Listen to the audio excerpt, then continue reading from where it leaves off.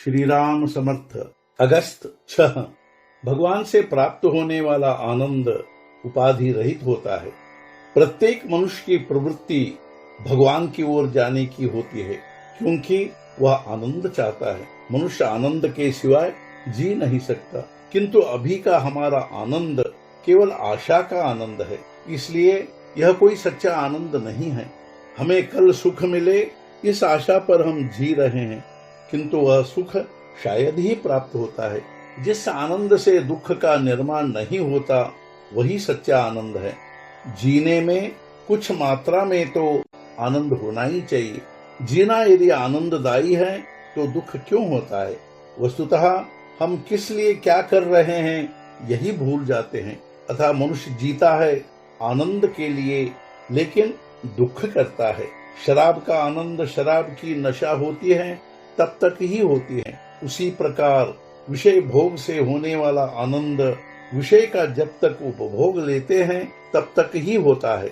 दृश्य वस्तु सत्य नहीं होती, वह अशाश्वत होती है, अतः उससे प्राप्त होने वाला आनंद भी अशाश्वत होता है। हम संसार में प्रपंच बढ़ाते हैं, वह आनंद प्राप्त हो इसलिए बढ़ाते हैं, किंतु भगवान के अलावा होने वाला आनंद न किसी कारण पर निर्भर होता है। वे कारण नष्ट होते ही आनंद भी नष्ट होता है, इसलिए वह आनंद अशाश्वत होता है। इसलिए सच्चा आनंद कहाँ प्राप्त होगा यह देखना चाहिए। सच्चा आनंद वस्तु में नहीं बल्कि वस्तु के परे होता है। चिरकाल टिकने वाला आनंद वस्तु रहित होता है, वह वस्तु से प्राप्त नहीं होता। अतः आनंद के लिए वस्तु के पीछे पड़ना ठीक नहीं। विषय का आनंद परावलंबी होता है, तो भगवान से प्राप्त होने वाला आनंद उपाधि रहित किसी बात पर निर्भर नहीं होता। स्वानंद स्मरण के अतिरिक्त जो स्फुरण हो उसी को विषय समझे। सच्ची आनंदी वृत्ति ही दशहरा दिवाली की निशानी है। हास्य आनंद का व्यक्त रूप है। बिना किसी वस्तु के अस्तित्व के हुआ जो आनंद वही परमात्मा का व्यक्त रूप है। आनंद के लिए जो मारक वह न करना वैराग्य है, और आनंद की वृद्धि करने वाला जो चिंतन वह विवेक है। आनंद यानी आत्मचिंतन से होने वाला मानसिक संतोष। जो निस्वार्थ बुद्धि से प्रेम करता है उसे आनंद प्राप्त होता ही है।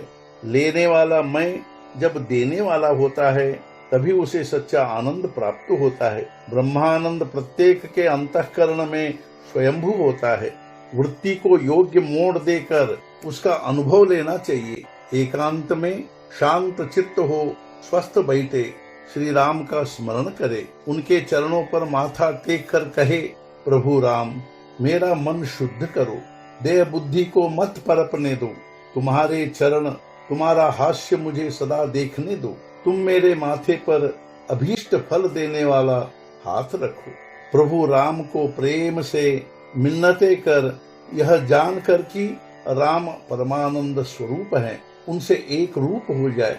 मैं कोई नहीं हूँ, सर्वत्र श्री राम ही है और मैं उनका हूँ, इस मधुर भाव में आनंद से रहे।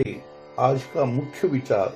मन में कोई संकल्प निर्माण होते ही उस पर राम नाम की मुहर लगाए।